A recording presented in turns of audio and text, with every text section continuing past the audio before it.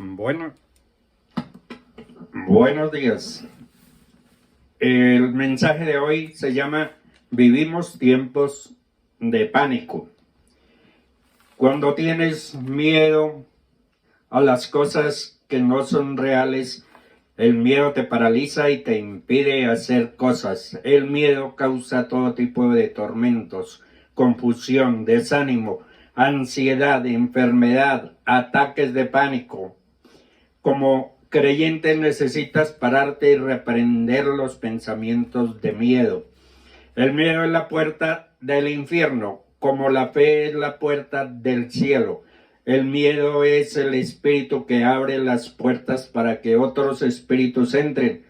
La gente se vuelve más demoníaca porque el miedo es la puerta que permite que el espíritu de tormento entre, te hace pensar, creer y vivir incorrectamente.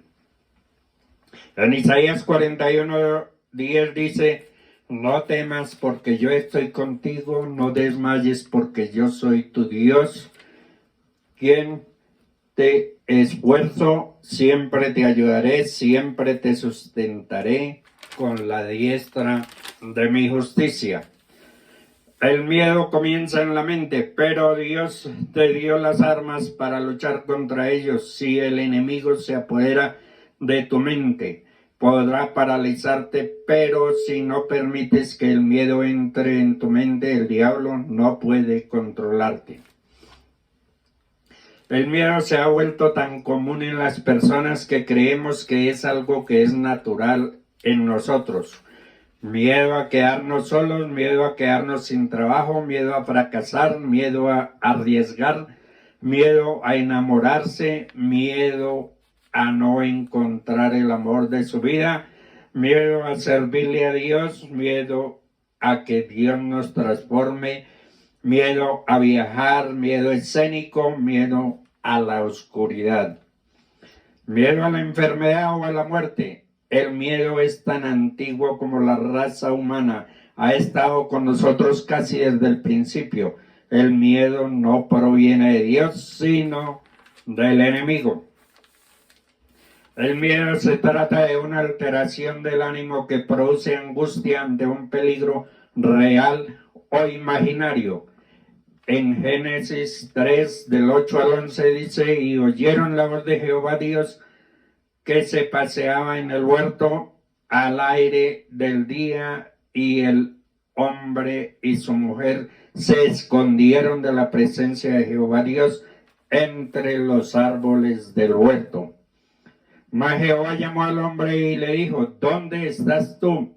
Y él respondió: oí tu voz en el huerto y tuve miedo porque estaba desnudo y me escondí. Y Dios le dijo: ¿quién te enseñó que estabas desnudo? El enemigo usa el miedo como una de sus poderosas herramientas para hacer un desvío del propósito de Dios en sus vidas. En Génesis 26, Isaac y Rebeca.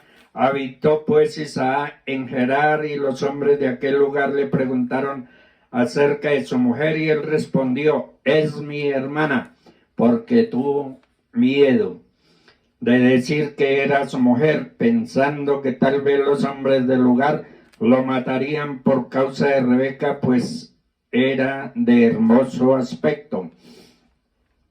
En Mateo 14:30 dice: pero al ver el fuerte viento tuvo miedo y comienzan a hundirse, dio voces diciendo: Señor, sálvame. Un mundo en estado de pánico. Mirando los acontecimientos recientes nos damos cuenta de que el caos ha superado a nuestra sociedad. Los gobiernos alrededor del mundo han tomado medidas sin precedentes para reducir la velocidad o cómo prevenir la ansiedad y el pánico. Alrededor del mundo las personas están en un estado de pánico y viven en incertidumbre. Muchos negocios han cerrado sus puertas y las escuelas han cerrado los suministros esenciales están siendo desocupados de los estantes de los supermercados. En medio de este caos debemos preguntarnos, ¿nos está enviando Dios un mensaje profético de las cosas por venir? ¿Le está dando Dios una advertencia a su pueblo de lo que vendrá cuando le damos la espalda? Como fieles siervos de Dios, es nuestra responsabilidad predicar la verdad de Dios en las naciones como cristianos fieles. Debemos intensificar nuestros esfuerzos predicando mensajes de esperanza y de paz. Nosotros somos su pueblo elegido y como cristianos fieles no podemos desmayar en medio del caos y el pánico que está venciendo a las naciones. Debemos aprovechar esta oportunidad para asegurarnos de que su palabra se escuche en todo el mundo. La Biblia informa que la gente estaba llena de miedo. Eso describe el pánico. Al entrar en pánico, la persona se ve superada por el miedo. Los ataques del pánico son episodios de miedo o ansiedad repentinos, intensos, acompañados de síntomas físicos, que puede alcanzar su punto máximo en cuestión de minutos. Pueden ocurrir sin previo aviso e incluso durante un estado de calma. Una de las maneras de combatir el pánico es con la fe. El temor, el pánico nos ciega y no nos permite ver la verdad, impide que escuchemos a Dios y nos paraliza. El espíritu de pánico forma una prisión en nuestra mente que no nos permite tener fe. Lo opuesto del temor es la fe, que nos permite ver las cosas de la manera que Dios lo ve. El miedo ha sido uno de los mayores problemas que ha tenido la humanidad y que hoy en día se enfrenta a una mayor velocidad. Muchas veces el temor se fortalece en nuestro interior porque nos enfocamos siempre en lo que sucede en el mundo a nuestro alrededor, pero no es así como Dios trabaja. Vemos en lo natural, pero Dios ve en lo espiritual. Él ve en nuestro corazón porque esta es la plataforma de quienes somos. Es el lugar donde está nuestra identidad del corazón. Proceden el bien y el mal. Si no le permitimos a Dios trabajar en nuestro corazón, esa naturaleza de pecado trae temor, estrés, enfermedad, cautividad, prisiones y terminamos deprimidos con un espíritu demoníaco. El temor es un pecado en los ojos de Dios.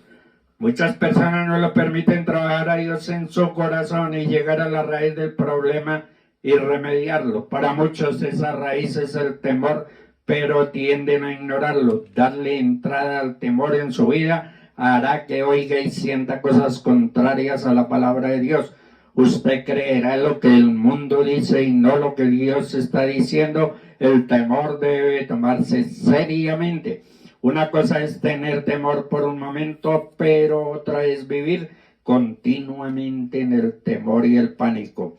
El temor en el corazón de una persona opera en la mente y distorsiona la imagen que tienen de Dios.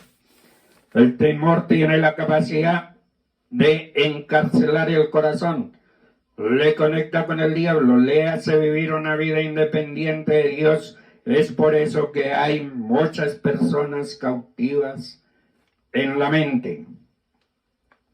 Aquellos espíritus que están constantemente diciendo cosas malas y negativas nos hacen olvidar las cosas que Dios ha hecho por nosotros. Debemos liberarnos del temor para siempre, teniendo una transformación interna. Cuando Jesús murió y resucitó, se activó el plan de la redención que puso un pedazo del corazón de Dios en nosotros y que puede liberarnos del temor. La transformación del corazón nos cambia y nos capacita para confiar en Dios. No existen métodos humanos o persona alguna que pueda cambiar el corazón. Solo Jesús puede transformar nuestro corazón. Debemos rendirnos a Dios. Nunca seremos verdaderamente libres hasta que nos rindamos voluntariamente ante Dios y le permitamos trabajar en nuestros corazones. La redención está conectada siempre a que seamos libres del enemigo.